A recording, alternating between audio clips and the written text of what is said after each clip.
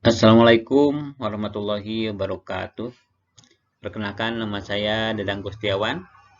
Saya mengajar mata pelajaran biologi di SMA Negeri 1 Megamendung, Kecamatan Megamendung, Kabupaten Bogor, Provinsi Jawa Barat. Pada kesempatan ini, saya akan melanjutkan video saya sebelumnya, yaitu akan memaparkan tentang perkembangbiakan virus dengan media pembelajaran menggunakan PowerPoint. Pada kesempatan ini, siswa akan kita berikan penjelasan tentang perkembangbiakan virus, baik yang secara litik maupun lisogenik. Pada daur litik, tahapannya lebih pendek dibandingkan dengan daur lisogenik. Pada daur litik ini dimulai dengan penempelan virus atau dikenal dengan absorpsi. Lalu langkah berikutnya adalah injeksi atau penyuntikan DNA virus. Berikutnya adalah pembentukan bagian-bagian virus, dan langkah keempat adalah perakitan. Jadi semua bagian-bagian virus yang sudah terbentuk pada sel bakteri akan dirakit, dan langkah kelima adalah terakhir, yaitu fase litik atau lisis, di mana virus-virus yang sudah terbentuk di dalam sel bakteri akan menembus dinding sel bakteri keluar, dan bakteri akan mati pada saat itu juga. Sementara pada daur lisogenik sedikit berbeda dengan daur litik, yaitu pertama sama fasenya fase adsorpsi, di mana virus menempel pada sel bakteri. Langkah kedua sama, yaitu injeksi, yaitu penyuntikan DNA virus atau RNA virus ke dalam sel bakteri.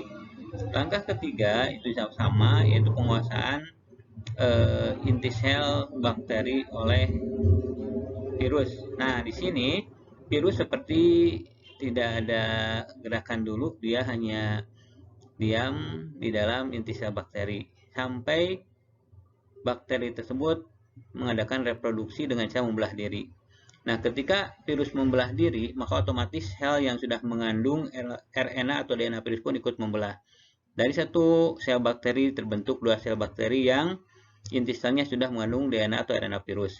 Begitu selanjutnya. Pada suatu saat nanti, fase ini akan berakhir dan dilanjutkan dengan fase sintesis, yaitu pembentukan bagian-bagian virus di dalam sel bakteri. Nah, setelah terbentuk bagian-bagian virus di dalam sel bakteri sama dengan fase litik tadi, akan masuk pada fase perakitan. Nah, di sini lebih banyak bakteri yang mengandung bagian-bagian virus.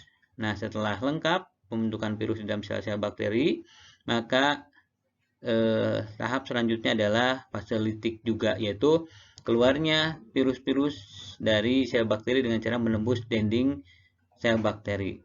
Oleh sebab itu, meskipun fase lisogenik ini lebih lama waktu yang dibutuhkan oleh virus, otomatis virus yang dihasilkannya pun akan lebih banyak lagi dibandingkan dengan fase litik. Nah, begitu tentang perkembangan virus. Materi berikutnya adalah tentang peranan virus dalam kehidupan manusia.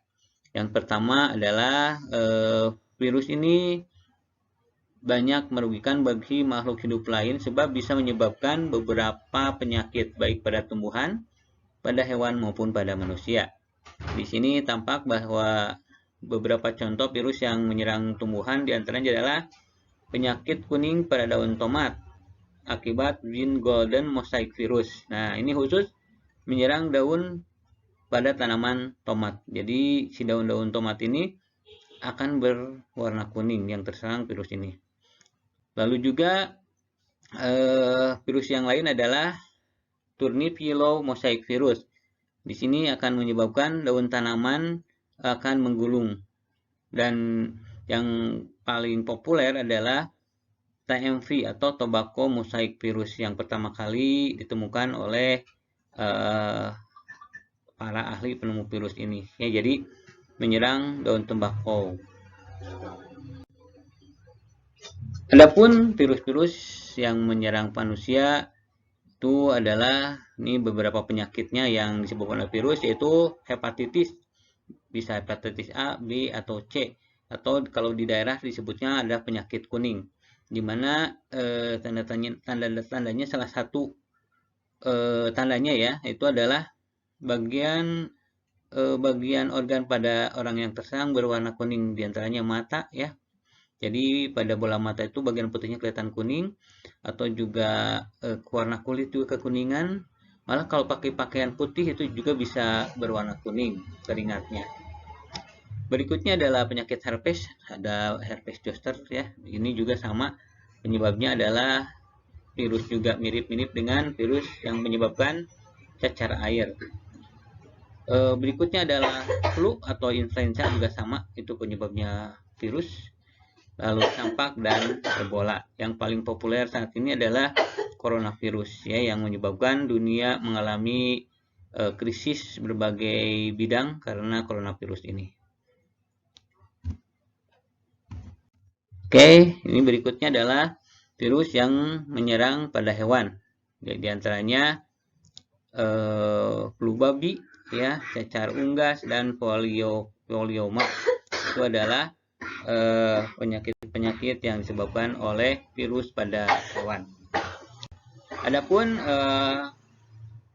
keuntungan dari virus kita adalah bisa memanfaatkannya membuat vaksin dengan cara metode konvensional. Dalam pembuatan vaksin memiliki efek samping.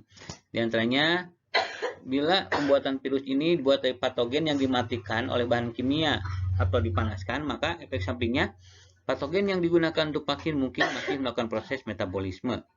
Lalu, seandainya vaksin berasal dari patogen yang dilemahkan, efek sampingnya atau resikonya adalah patogen yang digunakan untuk vaksin mungkin masih dapat menyebabkan penyakit. Dan yang ketiga, vaksin berasal dari senyawa patogenik mikroorganisme yang dibuat tidak aktif. Pertama, bisa menimbulkan alergi. Dan orang-orang yang buat vaksin mungkin bersentuhan dengan patogen tadi. Mungkin demikian pemaparan saya dalam kesempatan ini, mudah-mudahan bermanfaat. Assalamualaikum warahmatullahi wabarakatuh.